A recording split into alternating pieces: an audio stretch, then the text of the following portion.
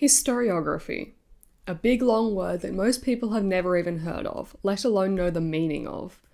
We all know what history is, so is this just a fancy word for that? Or is it something so completely different that we'd never be able to guess by the name alone? What is this mysterious field of study, and why is the first episode of a podcast of a channel largely about K-pop, a very recent music genre, talking about something that has history in its name? Well, if you don't know the meaning of historiography, or even if you do, you may not understand just how important it is to the K-pop industry, this channel, and to media in general. My name is Casper. I live in Australia and am studying psychology and media, majoring in screenwriting and screen production. As you could guess from my degrees, I'm very interested in media and how it shapes culture and our perceptions of the world. In this podcast, depending on its longevity, I will discuss a variety of topics to do with media, culture, history, language, and psychology, including parasocial relationships, the editing style of the K-pop survival show Boys Planet, and the failures of the animated children's show Miraculous Ladybug, with a PowerPoint presentation for those of you who like to see something on screen.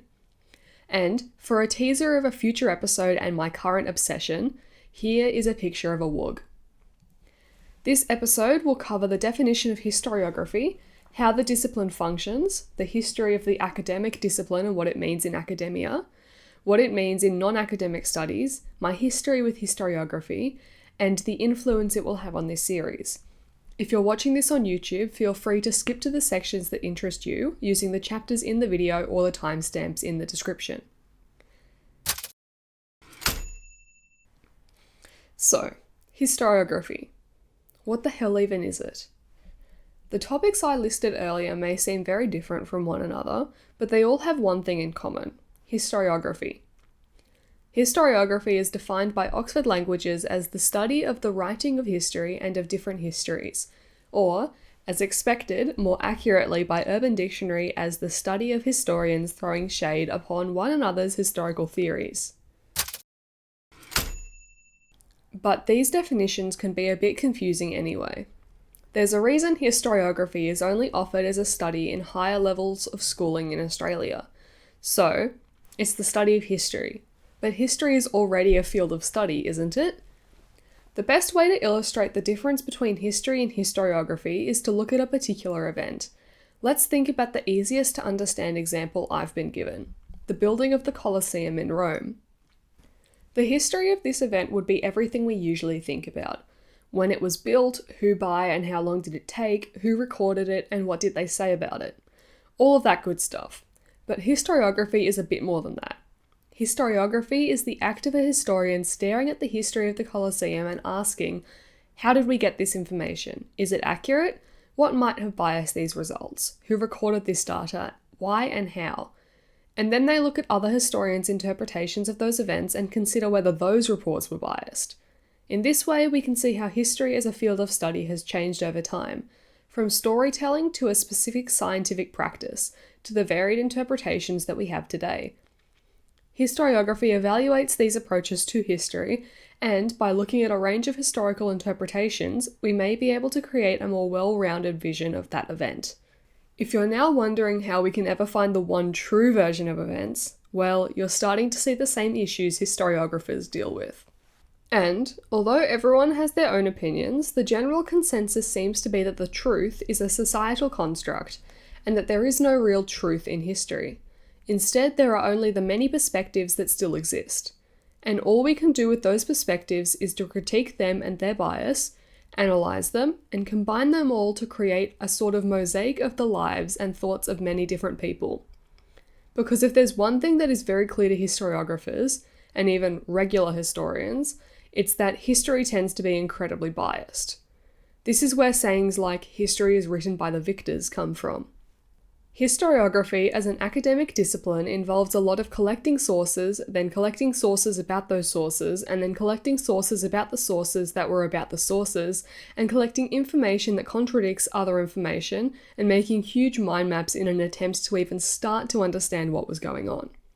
It's a very interesting discipline that is surprisingly difficult and surprisingly interesting. But how did we get to this point? Who had the wacky idea to mix history, human sciences, regular science, and philosophy in such a nasty way? The word and practice of historiography is so unknown in comparison to its cousin history that even the grand source of knowledge itself, Wikipedia, doesn't know the exact differences between the two.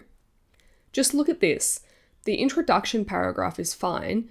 It gives a great overview of what historiography is and the different ways historiographers look at materials, but this is a description of historiography, the current academic discipline, and we're looking for the history of historiography, which this isn't. So, I scroll down to the history sections of the article, and what do I find? A nice point that is nonetheless historiography, not the history of historiography, the history of history, the history of history, the history of Christian history, and so on.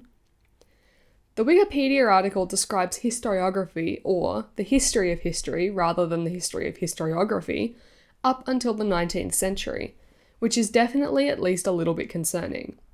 And yes, the history of history and the history of historiography are two different things.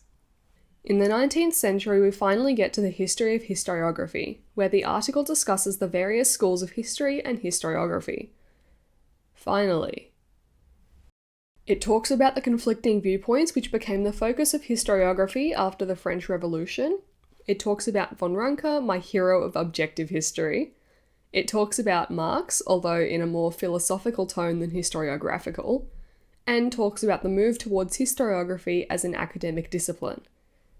It does seem to get the history of history and the history of historiography mixed up a few times, such as when it discusses the Annales school in the terms of history of history, not historiography, but overall it's got the right idea. And this Wikipedia article, for all of its faults, was certainly right in one way. History and historiography as practices were very closely tied for a lot of history, and they still are to some extent, but far less so, and there is a massive grey area between them. When history as we recognise it today began, through figures like Herodotus, it had similarities with what would eventually become historiography, and even more so with drama and the entertainment arts. Herodotus is widely known as the father of history, a title that is widely debated but nonetheless exists for a reason. Herodotus's version of the practice of history involved interviewing people and travelling the world. He wrote both about his own experiences and the experiences of others. This is where we see the beginning of history, writing down events that have happened. However, he was also prone to the culture and beliefs of his time. Not only did he often write in a fantastical and poetic way, rather than strictly the facts, as we would expect today, but he wrote to entertain an audience, with all of the references to gods and such that entailed. Despite his faults, his approach, interviewing people, getting different perspectives, along with more than a hint of his own beliefs, is one that has a surprising amount of historiography to it. Although he didn't quite critique his sources, and he added fantastical elements, the approach of looking at various perspectives of the same event is one that has continued into modern historiography, and, to some extent, history in the modern day. But back to our search for the history of historiography. Searching the history of historiography on Google gives similarly disappointing results. Britannica looked promising, but a study of its actual content reveals that it's an article about the history of history, not the history of the practice of historiography. Which, the history of history is historiography itself, but the history of history is not the same as the history of historiography. If you are now very confused, you are experiencing the life of a historiographer. But this doesn't mean that Britannica's article is useless. It does include a brief history of how historical methods have changed over time, from oral histories to the beginning of writing to most people in the world being literate, and the effect that it has on the study of history. It does include a brief history of how historical methods have changed over time, from oral histories to the beginning of writing to most people in the world being literate, and the effect that this has had on the study of history. And these things are all important to consider. Figures like Herodotus used a combination of oral and written histories along with artifacts to create their histories. And it's important to keep in mind that the methods used in history itself are often similar to the methods used in historiography, as in, written histories and written historiographies go hand in hand. When history has become more accepting of online evidence, such as YouTube videos and old forums, historiography has become similarly accepting.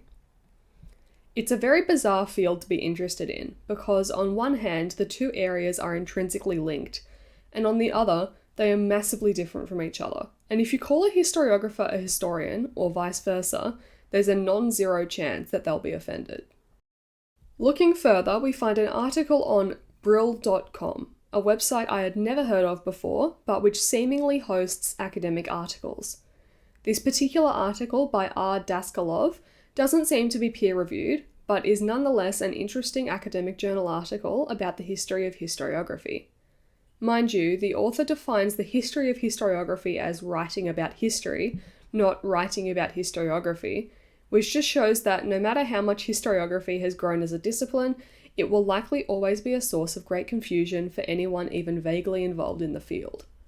The article indicates that historiography as a practice began as a study of exemplary historians and their works. This is when things happen in Europe, like the Renaissance being obsessed with Greek and Roman literature and studying it more than me studying ATEEZ's music videos frame by frame.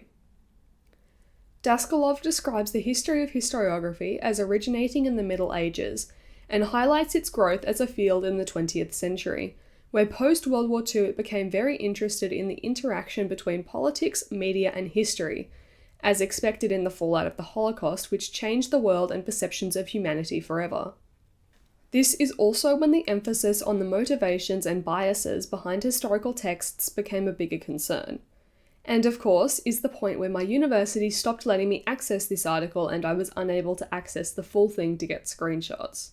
Daskalov describes the history of historiography in the present day as the practice of self-reflecting on history and the historical discipline, which is a definition that I love and completely agree with. It has gone from having a supporting role to being meta-disciplinary, as they say. This means that it involves and synthesizes the many purposes of history, as entertainment, propaganda in museums, social history, and public history in societies, family history, and so on, to try and understand how history is influenced by and influences our concept of reality and the past, present, and future. Daskalov's article continues to describe master narratives in history throughout time and in various places. A very interesting topic, but not one related to what we're talking about today. So, if you are interested in that, the link to the article will be in the description of the YouTube version of the podcast. And hopefully, you're able to access it.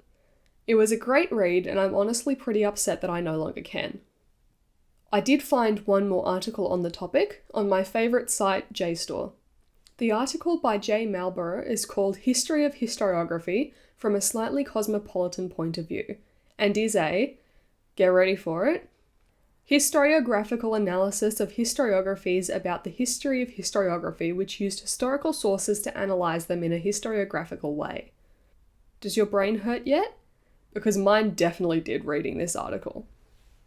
So, to break that down, that is a text with the following layers: a source, a history about that source, a historiography about that history, a historiography about the first historiography, and then this text, which is a historiography of a historiography of a historiography. And this is why historiography can be a slippery slope to go down, because one moment you'll be analysing the bias in a text, and the next you're doing whatever it is that Malborough has got themselves into. But the key takeaway for our purposes from Malborough's text is that historiography mirrors history, specifically in its different schools of thought. There are many different schools of thought in history, which each look at sources through a different lens: Annals, Christian, Marxist, Orientalist, etc. And historiography follows these schools. Just as we can write about a source or an artifact in one way or through one lens, we can also analyse the writing about that source through the same lens. For instance, I can analyse a historical source through a feminist lens. Did women write or create it? Does it hint anything about the lives of women and their treatment in this society? And then I can analyse what was written about that source through a feminist lens. Did a misogynistic or a feminist person and perspective write this? Did that influence their interpretations of the source? Did they erase the history of women? So now that we've covered all of that, let's give a brief history of historiography.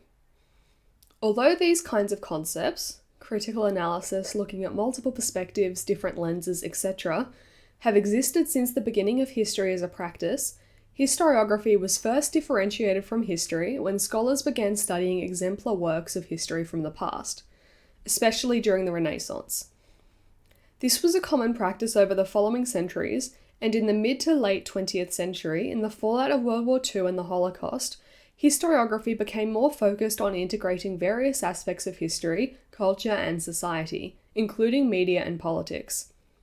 In the modern day, academics like Canadian-British Daniel Wolfe, who I've had the honour of meeting, focus on historiography and history as a way to bring voices to those who have been silenced for so long, a method called history from below.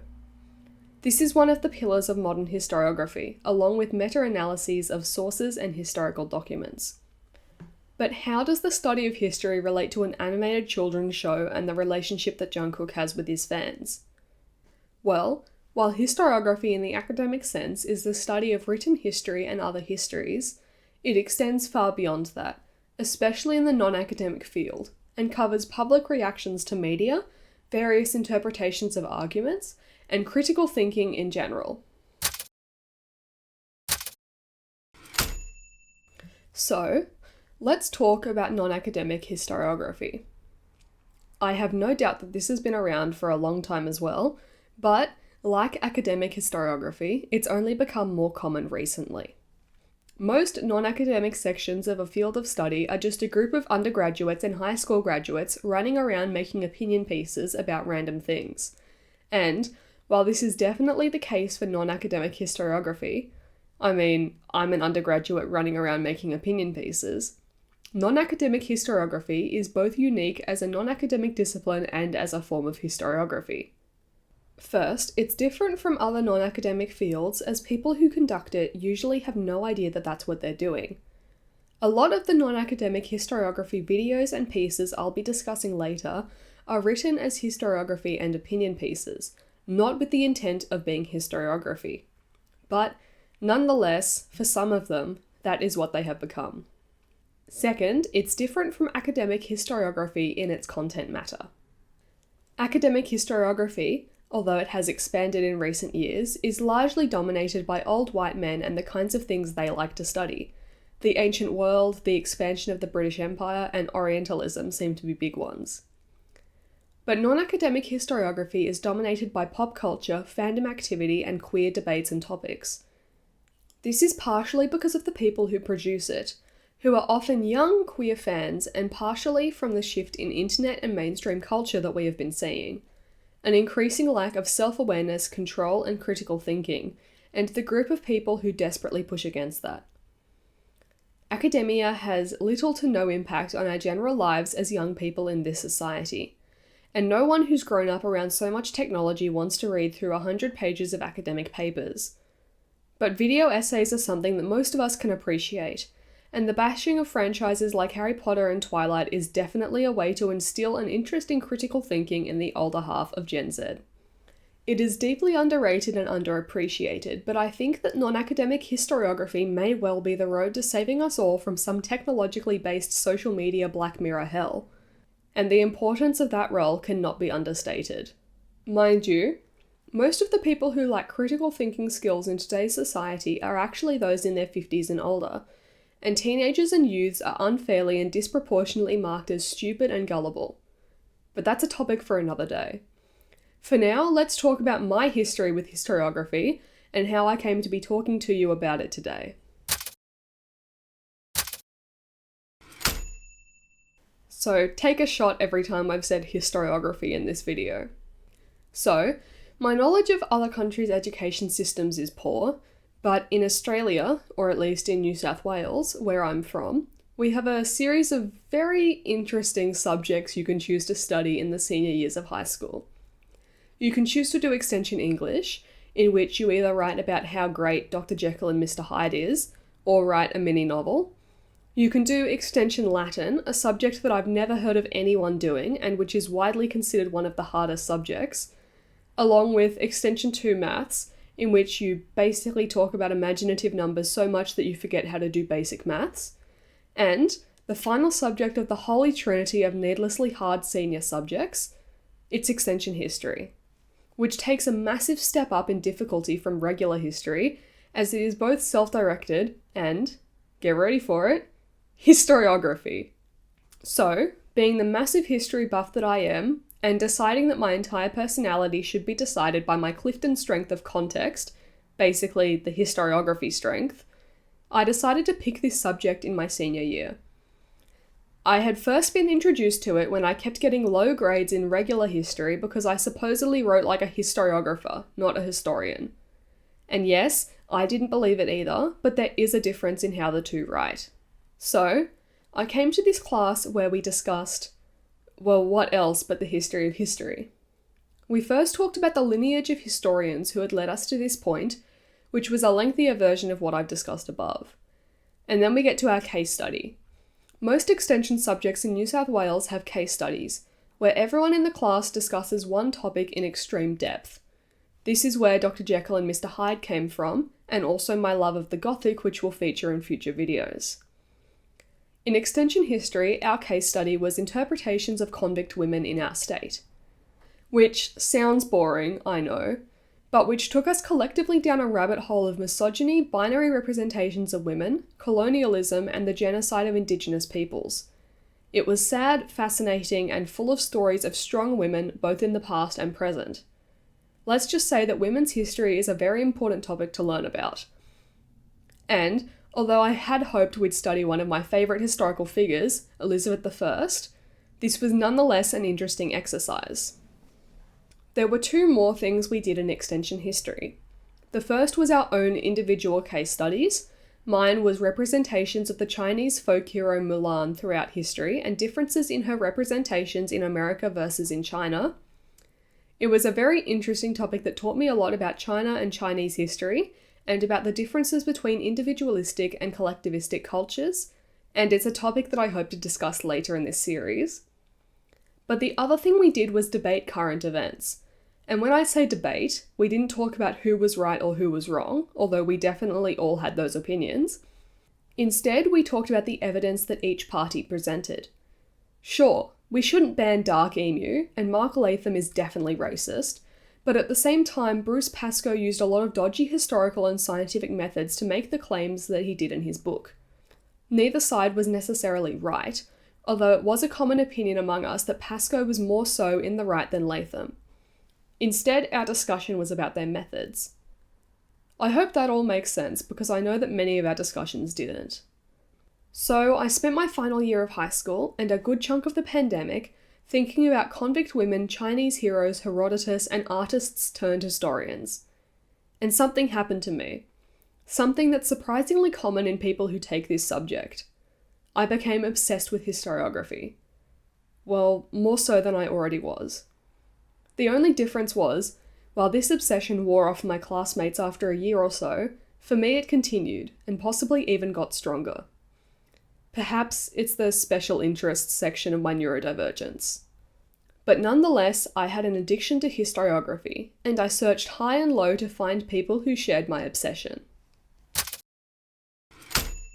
But I wasn't interested in just any historiography. Of course, I found it all interesting, but there was something that was above all else. As you may have gathered from the channel and from my project on Mulan, it was pop culture historiography. I wanted to hear about the history, interpretations, sources, and everything else of major and minor fandoms alike. And this is where I was met with a sad truth. There was a depressing lack of internet historiography around. Now, this is where I need to clarify what I mean, because fandom historiography tends to be an opinion piece, but not all video essays and opinion pieces are historiography.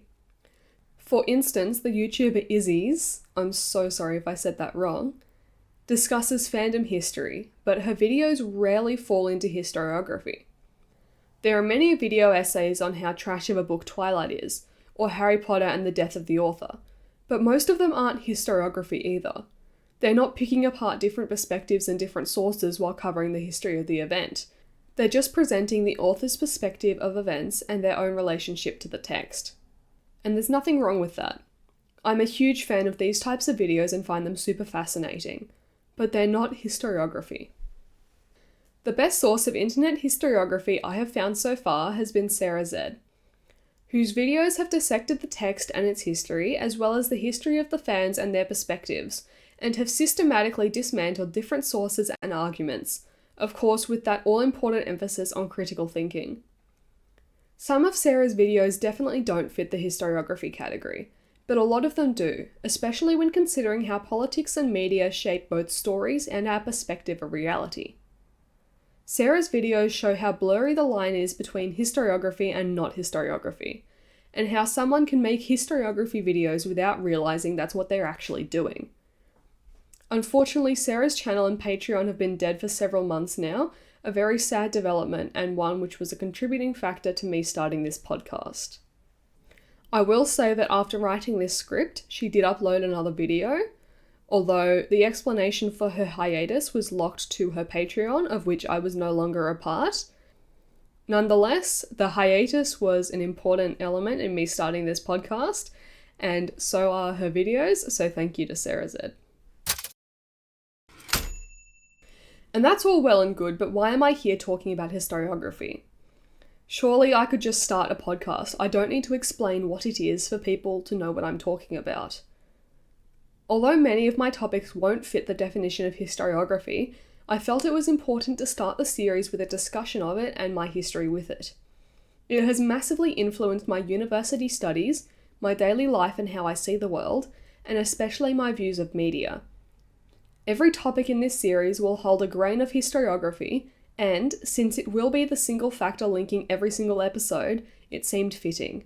My perspective of many of these issues is influenced by my love of historiography. Now that said, I do need to put out a disclaimer. This series will not have a massively rigorous research standard. I'm trying to have fun here, and pretending to be a professor writing a paper to be academic and peer-reviewed is not my view of fun. This is especially why I mention non-academic historiography, because that's what I'll be doing. And I want to stress that this doesn't mean that I won't be putting in effort. I know where to find reliable and peer-reviewed articles, and I certainly will be doing so to back up my perspectives and research here. I'll be making a reference list, as I always do, and will be supporting my arguments with evidence wherever possible. But I won't be referencing every little thing I say, because this is also my opinion and my perspective. Because if there's one thing I hope you took away from this episode, it's that there's no way to be completely unbiased, especially in the writing of history.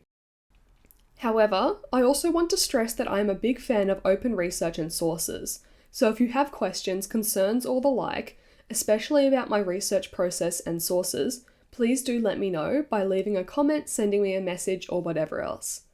I love questions, and in a way this series is all about questions, so go ahead and ask them. So, in conclusion, or the TLDW, historiography is a very interesting field that confuses a lot of people, even those who are involved with it. It has a huge breadth and depth of information and potential topics, and can lead you down the deepest and darkest rabbit holes known to man. Despite the prevalence of many of its core ideas in society, and the importance of teaching these ideas, like the critical consumption of media, it is surprisingly rare to find. But it influences my life to a frankly sadly massive degree, and so has influenced me to create this kind of series to share my interests, and especially in historiography, with the world. That said, I'm not an expert obviously, so hopefully you haven't been hanging on to my words the whole time, because there is a non-zero chance that everything I've said is wrong. And with that, I've discussed everything at this current moment that I would like to discuss. I've, hopefully successfully, conveyed my thoughts on historiography, and hopefully you've learned something. So please, if you're on YouTube, do all of those YouTube things, like likes, to let me know that you liked the video, and comment any suggestions. I'm especially excited in the future to discuss the treatment of BTS's Maknae Jungkook and parasocial relationships, a fact you can probably tell from how many times I've mentioned him in this video that has nothing to do with him.